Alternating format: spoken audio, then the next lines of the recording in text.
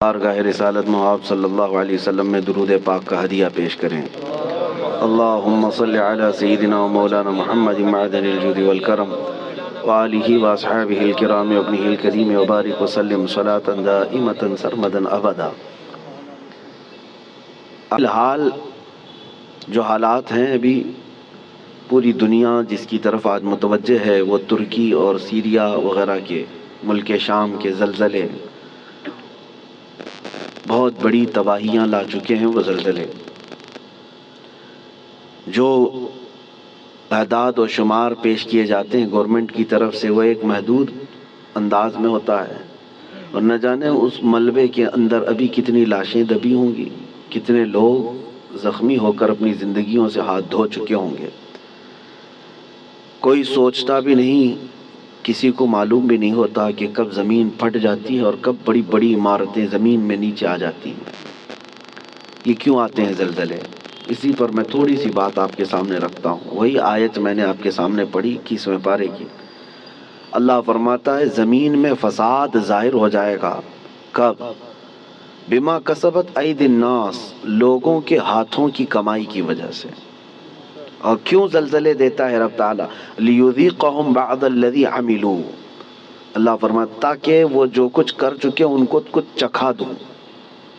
اللہ تعالیٰ فرماتا لیذیقہم، تاکہ ان کو چکھایا جائے جو کچھ بھی وہ کر رہے تھے۔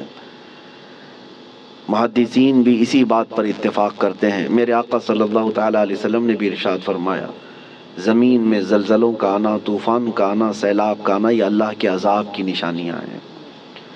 اللہ تبارک و تعالیٰ کے بڑے عذابات میں سے ایک آیت تو آپ مشہور سنتے ہوں گے، اذا زلزلت الارض زلزالہا، پوری سورہ ہے زلزال۔ زلزلہ کس کو کہتے ہیں؟ جھٹکے۔ آپ کی نظر میں تو صرف ارتھ کوئک ہے، اور سائنٹیفک اعتبار سے اس کو کہا جاتا ہے زمین کی نیچے کی تہیں جو ہیں، پرت، پلیٹس، جب یہ آپس میں ہل جاتی ہیں تو زمین پھٹ جاتی ہے۔ اندر لاوا ہوتا ہے زمین کے اندر، وہ ابل رہا ہوتا ہے، اور یہ پلیٹ جو ہے ڈس بیلنس ہوتی ہیں تو زمین کے اندر دراڑ آ جاتی ہے۔ سائنٹیفک اعتبار سے ان کی تحقیقات ہیں۔ ہزار سائنس جو ہے ترقی کر چکا ہو، لیکن یہ بھوکمپ، ارتھ کوئک، ان سب کے آنے سے پہلے وہ کبھی خبر نہیں دے پاتے۔ ہو جانے کے بعد وہ بتاتے ہیں کہ کتنے مقدار کا زلزلہ تھا، کتنا تیز جھٹکا تھا، اس کو ناپ کر کے تو بتا دیا جاتا ہے، لیکن جو ہلاکتیں ہیں اس کو بچا نہیں پاتے، نہ ہی سونامی کو، نہ ہی زلزلوں کو۔ قرآن میں جس زلزلے کا ذکر ہے اذا زلزلت الارض زلزالہا، یہ آیت سن کر کے ہمارے امام اعظم ابو حنیفہ رحمۃ اللہ علیہ مغرب کی نماز سے لے کر کے جو روتے رہے تو رات گزر چکی تھی، پوری رات ان کی داڑھی سے آنسوؤں کے قطرے ٹپکتے تھے، مصلی بھیگ جاتا تھا اس ایک آیت کو سننے کے بعد کہ اللہ کیا فرماتا ہے اس میں، جب زمین ہلا دی جائے گی، اذا زلزلت الارض زلزالہا واخرجت الارض اثقالہا، اور زمین اپنے اندر بوجھل چیزوں کو باہر نکال دے گی، سب نکل جائے گا۔ لیکن اس آیت میں جو زلزلے کا ذکر ہے وہ سب سے لاسٹ، فائنل اور بڑا زلزلہ ہے جو قیامت کے قریب ہوگا۔ اس وقت پوری دنیا کی زمین ہلا دی جائے گی، وہ ایک علاقے کی نہیں ہے، ایک ملک کی یا ایک خطے کی نہیں۔ اس سے پہلے مفسرین فرماتے ہیں کہ قیامت آنے سے پہلے بہت زلزلے آئیں گے۔ اب حدیث رسول میں آپ کو سناتا ہوں، امام بخاری رضی اللہ تعالیٰ عنہ نے اس حدیث کو اپنی بخاری شریف میں نقل فرمایا۔ اللہ کے حبیب صلی اللہ تعالیٰ علیہ وسلم نے ارشاد فرمایا جب امانتیں ضائع ہونے لگ جائیں، زنا عام ہو جائے اور گانے بازی کی کثرت ہونے لگ جائے، حضور پاک صلی اللہ علیہ وسلم فرماتے ہیں زمین میں زلزلوں کی کثرت ہوگی، ہر جگہ زلزلے آنے شروع ہو جائیں گے اور قیامت قریب ہوگی، ایک زمانہ دوسرے زمانے سے نہایت قریب ہو جائے گا۔ اور حدیث پاک بخاری شریف کی حدیث ہے، میرے آقا فرماتے ہیں مال کی فراوانی اتنی ہوگی، مال اتنا ہوگا جیسے لگتا ہوگا کہ ہر جگہ سے ابل رہا ہے مال، ہر ایک کے پاس مال آئے گا، مال آئے گا، غریب کوئی نہیں رہتے۔ آج کے حالات میں بھی دیکھیں آپ، غربت و افلاس بہت کم ہو چکی ہے۔ آج کے زمانے کا غریب وہ ہے جو پچھلے زمانے کا امیر تھا۔ آج کا جو غریب ہے اس کو غریب کس کو کہتے ہیں؟ بھائی اس کے پاس کار نہیں ہے، اس کے پاس بائک نہیں ہے، غریب ہے، اس کو آج غریب سمجھا جاتا ہے۔ کھاتا پیتا ہے، پہنتا ہے، گھر بھی ہے، سب ہے۔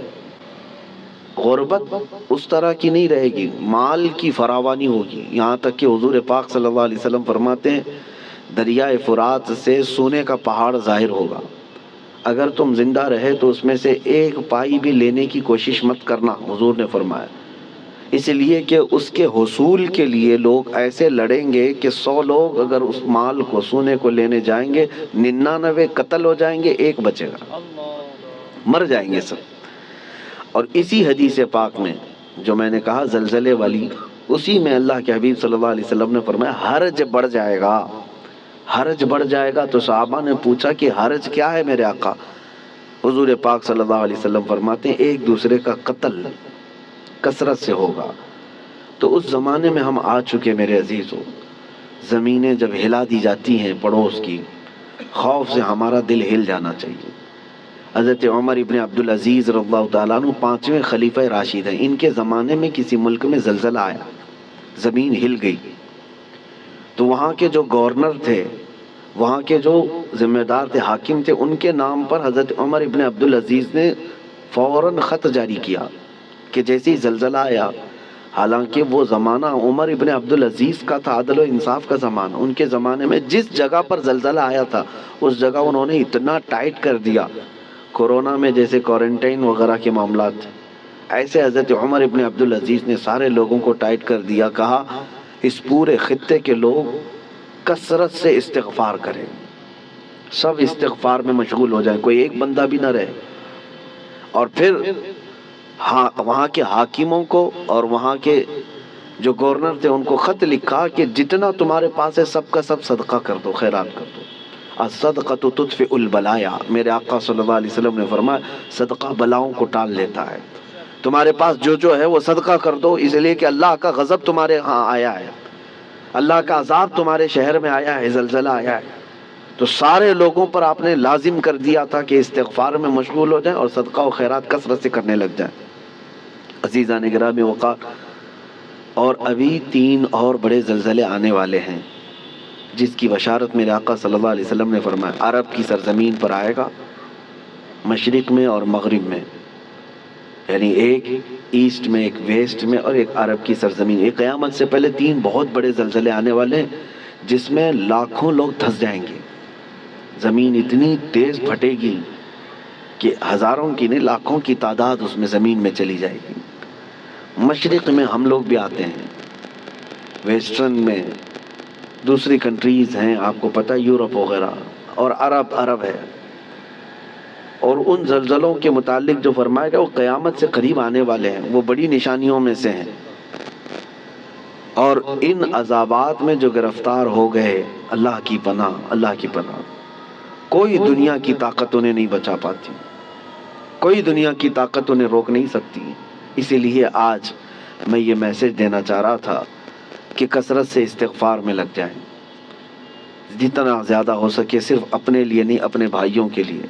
سورہ انفال 9ویں پارے میں اللہ تعالیٰ فرماتا ہے وَمَا كَانَ اللَّهُ لِيُعَذِّبَهُمْ وَأَنْتَ فِيهِمْ وَمَا كَانَ اللَّهُ مُعَذِّبَهُمْ وَهُمْ يَسْتَغْفِرُونَ۔ آیت ہے، اللہ فرماتا ہے اللہ اس قوم کو عذاب نہیں دے گا اس لیے کہ اے محبوب آپ ان کے بیچ میں ہیں۔ ایک ذریعہ یہ ہے۔ دوسری بات اللہ تعالیٰ قرآن میں فرماتا وَمَا كَانَ اللَّهُ مُعَذِّبَهُمْ وَهُمْ يَسْتَغْفِرُونَ، اور اللہ ان کو اس وقت تک عذاب نہیں دے گا جب تک یہ استغفار کرتے رہیں گے، جب تک یہ استغفار کرتے رہیں گے۔ استغفار کیا ہے؟ استغفر اللہ ربی من کل ذنب واتوب الیہ، استغفر اللہ ربی من کل ذنب واتوب الیہ، استغفر اللہ ربی من کل ذنب واتوب الیہ۔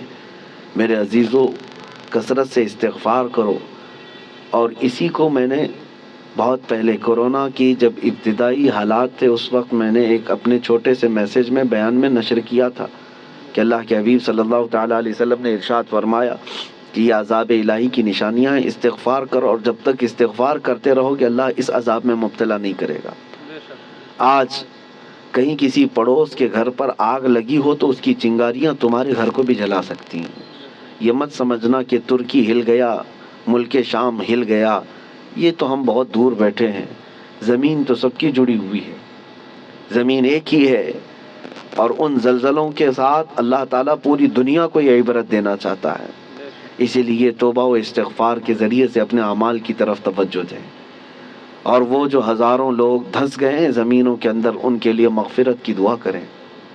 اور جو آج قسم پرسی کے عالم میں وہاں پر ہیں، بڑی بڑی عمارتیں جو ڈھہ گئیں، بہت سارے لوگ بے گھر ہو چکے، ان کے مال مویشی سب ہلاک ہو چکے، ان کے لیے اپنے دل میں رقت پیدا کریں۔ وہ تمہارے بھائی ہیں، امت مصطفیٰ ہیں۔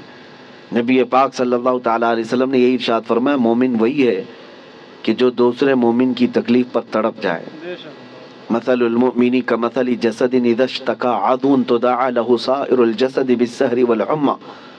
ایک مومن کی مثال میرے آقا فرماتے ہیں سارے جسم کی طرح ہے، ایک عضو کو بھی تکلیف ہوگی تو پورے جسم میں بخار آ جائے گا۔